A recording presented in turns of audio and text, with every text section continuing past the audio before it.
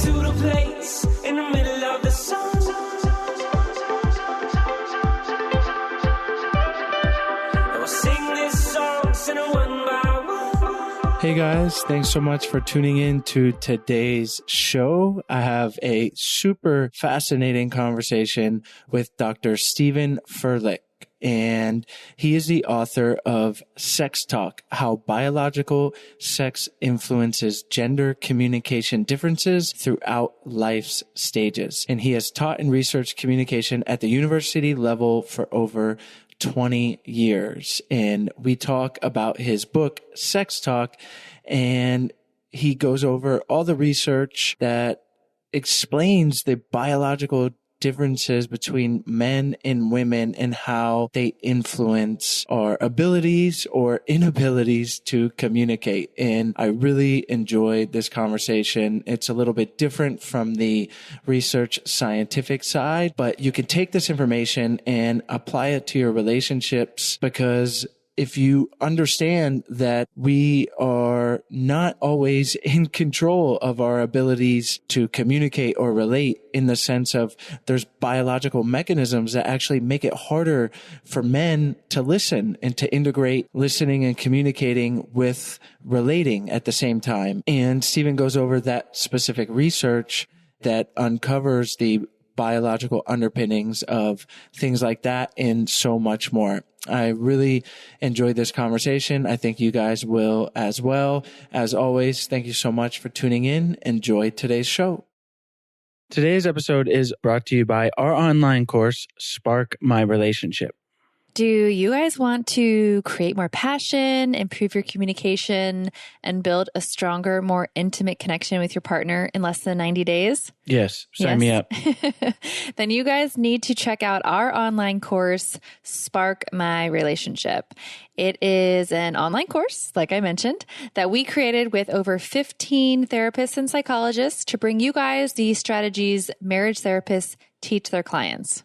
We talk about it on the show. Relationships take work. Sometimes they function pretty easily and you coast along, but we've found the reality is you have to do work sometimes and to make them better, to change them so that they're more satisfying for both partners. And you've made it here. You've made it to listening to our show. So you guys probably already know that a little bit, but what you might not know are the specific tools and exercises that you need to create those lasting and positive improvements in your relationship.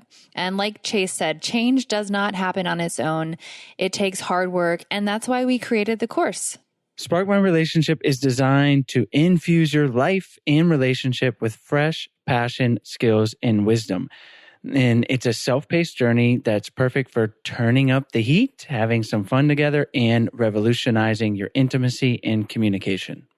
And just some tools and strategies that the course includes is to how to eliminate unhelpful old habits, develop mindful awareness to help improve your stress management, learn healthy and successful communication tools, create a deeper and more intimate bond, and strengthen your couple microculture, which you will find out what that is, in the future together. So for our listeners only, we're offering a special of $100 off the course. Visit sparkmyrelationship.com/unlock to unlock your discount. And there is a 30-day money-back guarantee, so there really is no reason to not give it a try. So go to sparkmyrelationship.com/unlock for $100 off.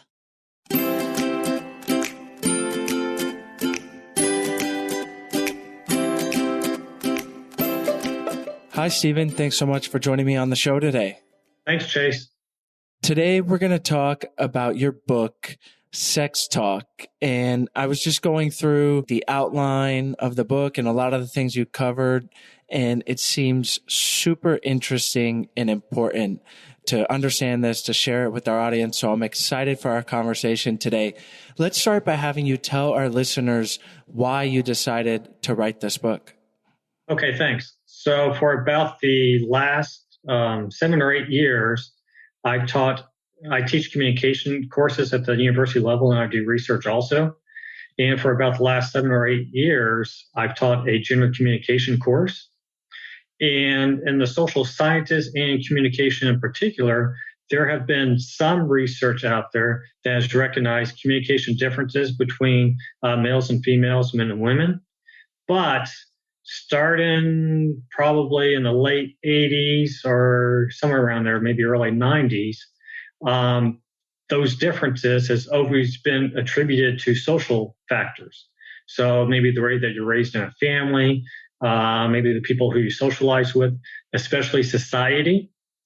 And one of the things I've noticed was that the same consistent communication differences between men and women, males and females, keep occurring regardless of various backgrounds that people may have, cultural differences, to some extent age. And I thought with these same consistent findings, study after study, year after year, even different generations, there must be something else to it. That with all these differences and still having these consistent findings, I thought, well, there must be a biological component to it as well. So then I started to dive much more into how biological sex differences influence gender communication differences between males and females, such as brain differences, and then also sex hormone differences as well. I started looking at research articles in biology, neuroscience, and psychiatry, and started to put those together for the class I taught in gender communication. And there wasn't a book out there that explained the biological reasons. There's plenty out there that explain social factors, but not the biological reasons. And I thought, well, since there isn't one out there, I might as well just write my own.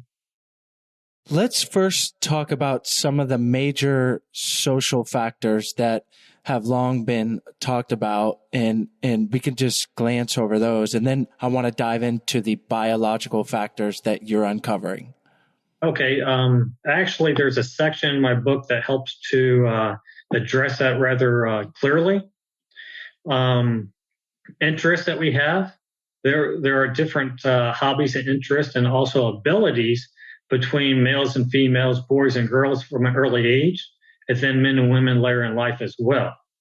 And for example, boys and girls tend to have different hobby interests, such that boys are more likely to play with what we think of as male typical types of hobbies and interests, such as trucks and trains and more physical types of activities. And social, the research, social science research has always attributed that to parents encourage that by giving those types of toys to boys, and then maybe dolls and other types of social toys to girls. And that's what the factor was. But what my book has pointed out through biological research is that sex hormone levels, that's what is a major factor that contributes to play differences between boys and girls. And then later in life, hobbies, interests, and also social interests as well. That prior to birth, sex hormone levels can predict toward and interest play behavior differences between boys and girls, whereas higher levels of testosterone, that is more likely to result with playing with a truck, a train, or having more physical types of activities. And that's what we usually attribute to or think of as typical types of behaviors. And the adult men tend to have 20 times as much testosterone than what females do. And estrogen is highly linked with more of those other types of playing with dolls or other types of social types of behaviors. It's so fascinating, and there's so much to dive into. But on that note, I've read in the past, women are more inclined to gravitate towards interpersonal professions like nursing, psychology, and it's attributed to this same biological function that there are real differences. So it's not that we need to point them out and put people in boxes, but it's important to understand for lots of reasons. As it relates to this show, I want to focus in on communication. So how are these biological differences affecting communication between men and women? Okay. So to start out with, I'll start out with just briefly a basic overview of the development, just because it gives a little background. And then I'll dive more into the specifics of the biological factors and how that leads to communication differences. So just briefly, my book explains the biological reasons for social behavioral differences. And at conception, everyone pretty much starts off in the same developmental path, what we normally think of as the female path. So becoming a girl or a woman, later in life. But it's 4 months after conception, so you're still developing inside the womb, that sex hormone differences start to differentiate the development between males and females. So those with the XX chromosome that we normally think of as female produce more of the estrogen, whereas those with the XY chromosome produces more of the testosterone. And that's 4 months still in the development. And what that does is it actually influences the brain structural differences between males and females, and in particular in the communication areas of the brain. So now science can analyze a human brain and with over 90% accuracy predict if it's male or female based upon those structural differences that were created from sex hormone differences. So after readers finish my book, they should be able to identify at least 5 different areas of the brain that differ between males and females, and how that influences the way that we communicate, the way that we understand our emotions, topics that we use, the words that we use, interests that we have, because all communication starts in the brain. So to tie this in, so as you can see, developmentally, we start off after a few months and down different paths, different tracks. And a major underlying factor of that is sex hormones. And that even influences our structural differences, the way we develop physically, particularly in the brain, which influences our communication. So later on, after birth, it's been found consistently that girls outperform boys with the way that they read, way that they write, their language abilities, and that boys tend to have more language and speech disorders. And part of that is explained to sex hormone levels. That testosterone, that tends to hinder social abilities, language abilities. So as testosterone levels increase, language abilities tend to decrease or be hindered. And then the opposite has been found with estrogen levels. So as estrogen levels tend to increase, then social ability starts to improve, language abilities start to improve. And one of the things that have been found, and this really helps to tie in how biology helps to better understand social factors, is what's been consistently found with communication research is that females are much better with nonverbal communication. And that's been found for years and even decades. But again, for the last several years and decades, it's always been attributed to social factors. But now science has advanced far enough that we know some of the biological reasons why females are better with nonverbal communication, understanding other people's nonverbal behaviors. One is they have a more integrated brain. So they have more connections to both sides of their hemispheres. So what that allows them to do is to engage in the social interaction, the conversation, while at the same time analyze the other person's nonverbal behaviors simultaneously. Whereas with males, we have a much more compartmentalized brain. We have more connections within each hemisphere, but not across. So that's why we do one task or one particular thing or the other. We either engage in the conversation or we analyze the nonverbal behaviors of other people. But females also have higher levels of oxytocin during conversations. And what oxytocin is, that's that bonding chemical. It helps you feel that connection with the other person. And one way it does that, it takes more sensory information that you can analyze. And also they have more mirror neurons that were activated during conversations. And what the mirror neurons do is you see someone else's nonverbal behaviors, and then your brain activates, your mirror neurons activate and prepares your brain to mirror or to emulate those same types of behaviors that you see someone else do. So it helps females have that same or similar type of emotional experience or sensation that the other person does, because their body is being prepared to do those same types of behaviors. So what that does with nonverbal understanding is it helps females, women, even girls at early age understand other people's nonverbal behaviors and the subtleties that they communicate at a much deeper level. Whereas with males, they have a more literal understanding of other people's nonverbal behavior. So they're not going to read into or understand subtle hints that females may be communicating to them. It's more the literal understanding of what's being said, whereas females go to understand or read into the subtle types of communication of those nonverbal behaviors that males display much more so. But then just briefly, with language differences, it's been found for years and decades that the way that we communicate, males and females, is different, whereas males are much more likely to just talk about the topic at hand with a few words and less emotional expression, whereas with females, they're much more likely to connect language with the relationship, with memory and emotion all together when they communicate. So they could tie in different pieces of information, maybe from the past, how that relates to the current conversation, and talk about their emotion all at the same time. And part of that is explained because they have a larger and more active hippocampus.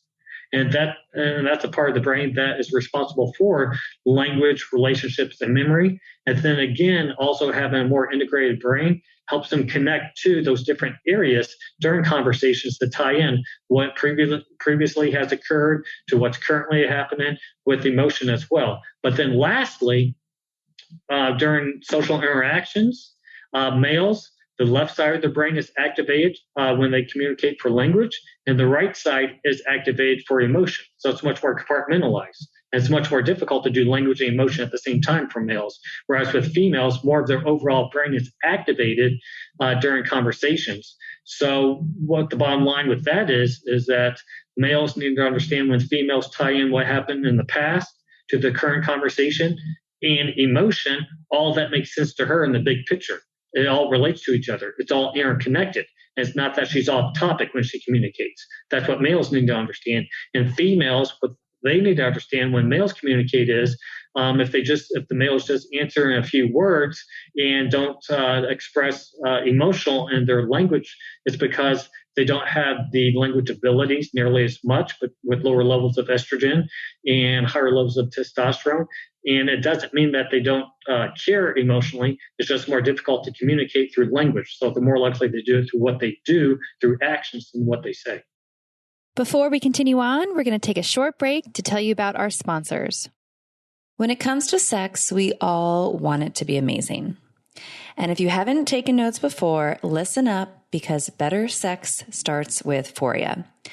Many people may not think they need extra help in the bedroom, but they are pleasantly surprised by how much better and more pleasurable their sexual experiences are, solo or with a partner, when you're using Foria products.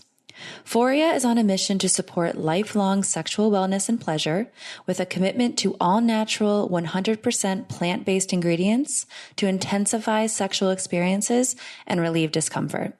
Their products are a full-on game changer in the bedroom, each designed to naturally enhance sex and give you access to bigger, better orgasms.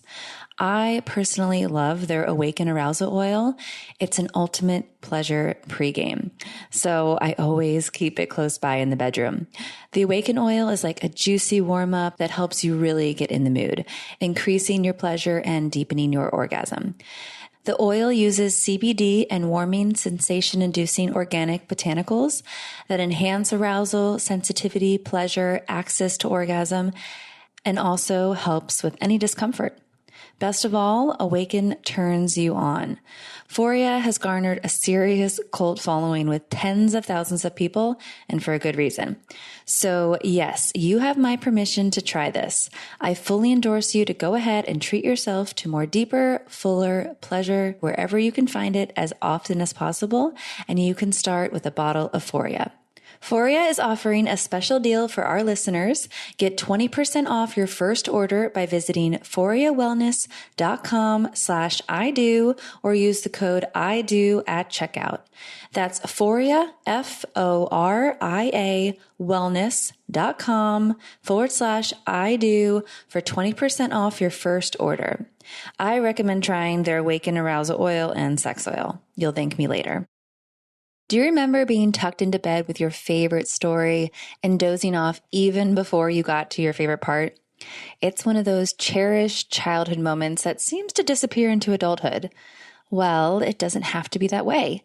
Treat yourself to dreamland with Calm's sleep stories. You can pause your racing thoughts, relax your mind, and enjoy the ease of drifting off to sleep. We're partnering with Calm, the #1 mental wellness app, to give you the tools to improve the way you feel. Reduce stress and anxiety through guided meditation, improve focus with curated music tracks, and rest and recharge with Calm's imaginative sleep stories for adults and even for children. There's even new daily movement sessions designed to relax your body and uplift your mind. If you go to calm.com/ido, you'll get a special offer of 40% off a Calm premium subscription, and new content is added every week. Over 100 million people around the world use Calm to take care of their minds, including me. Whenever I'm having a moment, whether it's tossing and turning at night or I'm needing to refocus at work, I know that all I need is a few minutes of meditation from Calm and I can get back on track. Calm is ready to help you stress less, sleep more, and live a happier, healthier life. For listeners of the show, Calm is now offering an exclusive offer of 40% off a Calm premium subscription at calm.com/ido. Go to calm.com/ido for 40% off unlimited access to Calm's entire library. That's calm.com/ido. There's so much to unpack here, and it's really fascinating to have a better understanding of the sex differences and the biological reasons that, it's more difficult for a man to connect the two regions of his brain and communicate with emotion. Before, as you said, that's like a cultural thing of, men aren't taught to access their emotions because they need to be strong. And that certainly is a thing. It's not to be discounted, but combined with this, it's really fascinating. And I want to dive into a little bit of the evolutionary adaptive advantages of these different things, because I'm just curious, and also the practical implications as you started to go into. Certainly understanding these things can help us have more empathy for our partner, but we don't want it to be an excuse for, the reasons they shut down. It's like, your two sides of the brain don't work together. Yeah. So how do you think about all this in a practical standpoint of applying it to daily communication improvement in a relationship? So one of the things that you mentioned was the evolutionary part of it, and I'll briefly talk about that, and then I'll go into more of modern day, how can we apply it. So with the evolutionary approach to it, females, they were more of raising the children back at wherever they live, maybe if you want to go back to the caveman days or whatever that is. And they needed to have better social understanding, particularly of other people's nonverbal behaviors, because the baby couldn't say what they needed or what they wanted. So they had to read into the nonverbal behaviors of the baby. So those women who were better able to understand what the baby needed, was it hungry? Was it sick? Was it afraid? Was it cold? And understand those nonverbal behaviors, they were more likely to meet their needs of the baby and have their genetics passed on. Whereas with those females who were less likely to understand the nonverbal behaviors of their baby, were less likely to have their genetics passed on because they couldn't meet the needs of the baby. And maybe the baby passed away before it was able to reproduce and pass on their genetics. For the male, again, going back down to the evolutionary perspective, they were more responsible to hunt and get the resources, bringing the protein, the meat back to the cave. So it has been found over and over, even today in modern times, that males are much better with spatial ability. So if a male back then was running around chasing some sort of game to hunt, they need to be able to hunt and throw, have that spatial ability to throw maybe a spear or something at it, kill it, but then also have the awareness and directions to find their way back to the cave. So those males who weren't able to hunt and throw something accurately with spatial ability or find their way back to the cave, then their offspring were less likely to survive, and they were more likely to die prematurely and not have their genetics passed on. So those with better spatial abilities were more likely to have their genetics passed on. So today, it has been found consistently that males are much better with cardinal directions, the north, south, east, and west, than what females are. And that's related to testosterone levels. The higher levels of testosterone are related with better cardinal directions, the north, south, east, and west, and spatial ability. And estrogen has even been found to hinder spatial ability. But you may have noticed yourself in their own life that females do just about as well and rely much more so on landmark directions. So what are the physical types of things in the environment? That's what they go by with directions, and less so with the cardinal directions of north, south, east, and west. So bringing to conversations and how that could be how tying. So that was an evolutionary perspective to some degree, but tying back into what can we use in relationship conversations. So again, understanding that females are much better with nonverbal communication, understanding other people, that when she communicates, she needs to understand that the male is not going to pick up on her subtle hints nearly as much. So she probably needs to be a bit more explicit with her communication. And with males, we need to understand that females are going to look more into beyond what we say into our nonverbal behaviors. So there may be some misunderstanding. She may say something, but she may read into it beyond that, into what we have done as well. And then also with females, they need to understand, again, like I talked about, that just because he hasn't expressed verbally his emotions doesn't mean he doesn't care. He's just less able to. And again, he needs to understand when she ties in all these different areas together, language, emotion, and memory, that makes sense to her and she's better able to. There is one thing, if you don't mind, that I could go into just briefly. Yes, please. Okay, a modern example that probably you're familiar with and everyone else is as well. What was popular in the media for the last 3 or 4 weeks was the Johnny Depp and Amber Heard trial. And I have a whole chapter that addresses the crux of that problem in that relationship. And the chapter is called She Demands, He Withdraws. So it's been found in communication research for decades that there is a conflict dynamic that creates a lot of problems in relationships, that both parties in the relationship feel that they're not being valued in the relationship, but for different reasons, and they don't understand how each one contributes to it. So it just keeps spiraling further and out of control.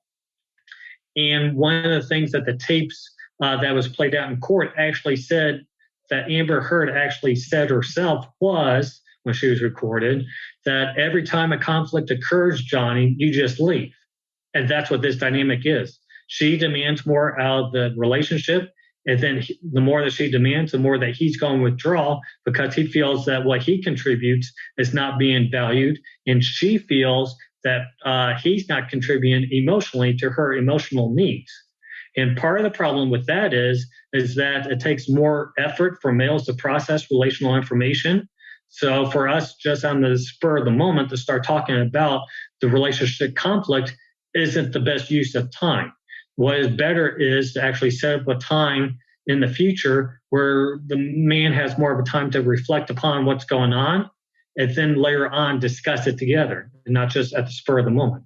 But for her, it's just everything's more interconnected, more intertwined. It's just going to build and build and build if it's not addressed right away.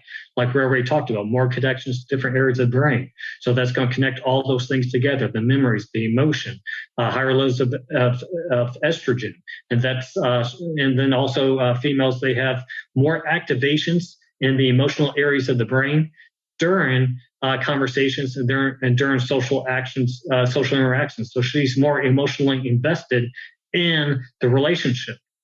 So neither feels valued. he doesn't feel value from what he does to contribute to the relationship, maybe with resources or spending time with her. And she doesn't recognize that as an emotional investment for him because he's not expressing it through language. And she doesn't feel that she's being valued in the relationship because he's not expressing it through language, and he's being valued. What he does is not being valued. So what could have been done better or differently between both of them is touch before a conflict occurs. So maybe holding hands. That has led to more positive behaviors because that increases oxytocin levels, that bonding chemical. But mimic behaviors. One thing that I brought out in the book that I think a lot of people don't recognize is the health of a relationship is often indicated by how much each person mimics the other person's behaviors. So the more that both people mimic or display similar types of nonverbal behaviors, that indicates that they empathize with each other more. It activates similar areas of the brain so they understand each other. And it also increases oxytocin levels, which is that bonding chemical. So just mimicking each other non-verbally can lead to better positive outcomes in the relationship. So all these things could have been addressed, perhaps, as opposed to going through a 3-week trial. Certainly. And it's so valuable to understand these things, as I said earlier, because it can give us more empathy towards our partner in the same way that we don't choose our parents, right? So someone that you're relating to might be, avoidant attachment style. And we've talked about attachment style here. And they learn that from their primary attachment bonds, their parents, in the same way that they didn't choose their sex and they didn't choose to have high levels of testosterone. So it's not to make an excuse, if you're having a fight, but it's to come with a more holistic approach, with more of a understanding of ourselves and our partner. And like I said, more empathy, really, even for ourselves, right? Yes. You can even hear on the tapes that she got even more mad each time that he would just leave every time a conflict occurred. So again, she demanded more from the relationship emotionally from him, language-wise, to express it. And he did not understand why she kept demanding more from him when he thought he was already contributing quite a bit to the relationship, maybe with resources or spending time with her. So, he probably had inferior language abilities, which most males do compared to the female. So how do you address it? You don't. You just leave. And which is consistent, with the social dynamic between men and women. But what is also inconsistent is that males tend to have more substance abuse problems. That's how they deal with conflict, which he does with alcohol and other types of things. And females, they tend to be more prone to or vulnerable to depression and anxiety, which she has. And there's biological reasons for that as well. So it was kind of a perfect storm that was displayed for the world. Yes. And it just played out pretty much how the chapter is written, with she demands, he withdraws, and biological reasons why, and why it just kept escalating, and she demanded more, and he withdrew even more. And to go with that example, or any conflict, right? There's lots going on, but from a social standpoint, with the understanding of the biological underpinnings, that both were also making assumptions about the other person's behavior, and instead of sitting down, and we talk about it a lot on the show, and using I statements, identifying how you feel and what it is that you need, instead of assuming and creating this whole story that we project onto our partner and leads to these spirals. Yeah, he probably sees her. Okay, she's demanding more. She's out of control. There's nothing else I could do, so I'll just leave. And she probably sees him as he doesn't care about the relationship, because every time there's a conflict, he just leaves. Exactly. There's so much. We could do a whole podcast series on the biological differences. It's really fascinating. I wanted to talk about how men and women handle stress differently from a biological perspective. So one of the things that I address in my undergraduate degree is in psychology. And one of the things that we covered was serotonin. And what serotonin does, it helps to regulate emotions. And this is I kind of had a inclination about this, but when I came across the research, it really solidified it and made it even more powerful. That for over 40 years, so that's a long time, but most people aren't aware of that. Over 40 years, the serotonin system has been recognized as sexually dimorphic. So what the system is in our body that helps regulate our emotions is been recognized as sexually different between males and females for over 40 years. So testosterone has been used to treat depression for both males and females by increasing serotonin levels. So with adult males having 20 times as much testosterone as what adult females do, and testosterone helps increase serotonin levels, and serotonin that helps regulate emotion, then it's not a far leap to one more piece of the puzzle to understand why there are emotional differences between males and females tend to be more emotionally invested in relationships. Depression and anxiety is diagnosed much more so with females than what it is with males. And now it's been traced to particular areas, specific areas on an X chromosome. So if one person has 2 X chromosomes, the other person only has 1, then who do you think is going to be more prone to depression and anxiety? Probably the person that has 2 X chromosomes, the female. Females have more activation in the brain areas responsible for emotion processing during social interactions. So during social interactions, the emotional experience is going to be more intense for the female. Exact same social interaction. It's going to be more emotionally intense for the female than for the male because of the activation in the emotional areas of the brain. And also has been found and linked that major depression occurrences in a female life is closely related to hormonal shifts in the female life, in her female age as well. So one of the things that has been recognized more popularly recently is that the vast majority of divorces that are filed by people over age 50 are filed by the woman. And that happens to be around the time of the age that menopause really starts to get going and those estrogen levels start to really decrease.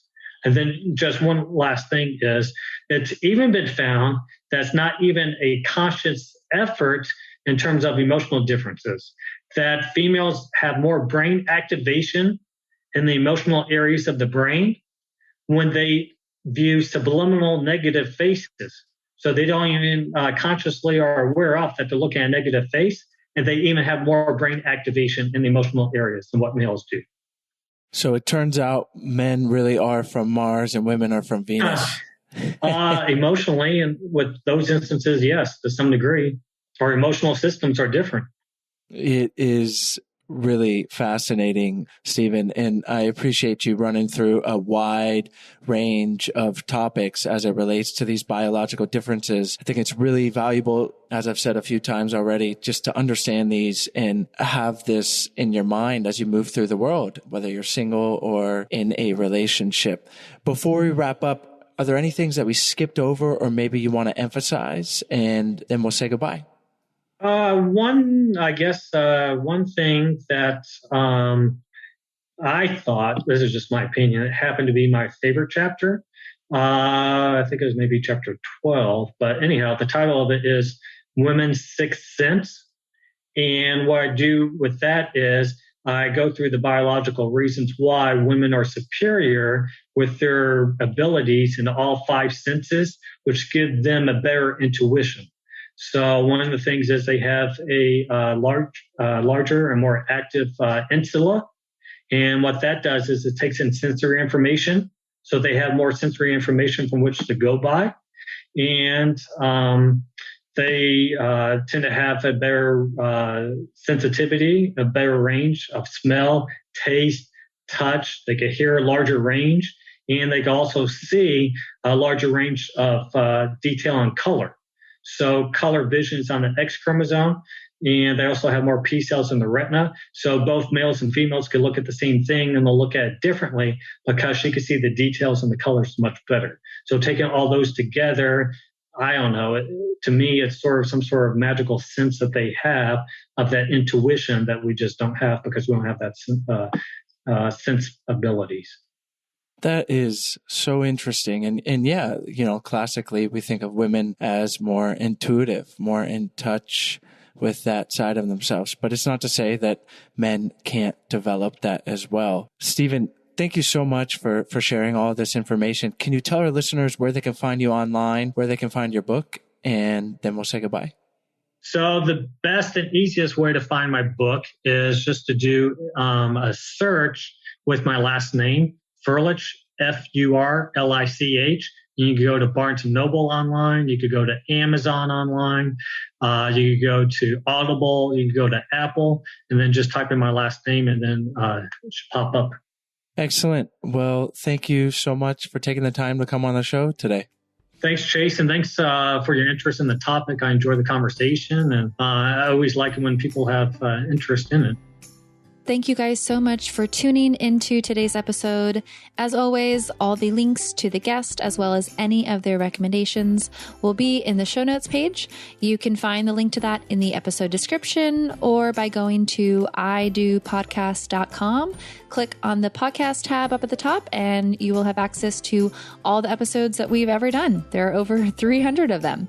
And while you're on our website, if you haven't checked out our free 14-day Happy Couple Challenge, we really hope you do. It's a free email challenge that we send to you. It's 14 days of fun, easy, doable challenges to help strengthen and improve your relationship. And if you're looking for something that provides a little more help with working on your relationship, whether it's improving intimacy or communication with your partner, or just bringing the spark back, we would love for you guys to check out our online course, Spark My Relationship. We're offering $100 off to all of our listeners if you go to sparkmyrelationship.com/unlock. We've worked with over 15 psychologists and therapists to create the real life tools and strategies that they are teaching their clients. So we wanted to give them to you. It's a self-paced online course that can be done in as little as a month or up to 3 months. You can really decide how much or how little you want to do with your partner, or maybe just yourself. So we hope you guys check that out. It's sparkmyrelationship.com/unlock. Have a great day.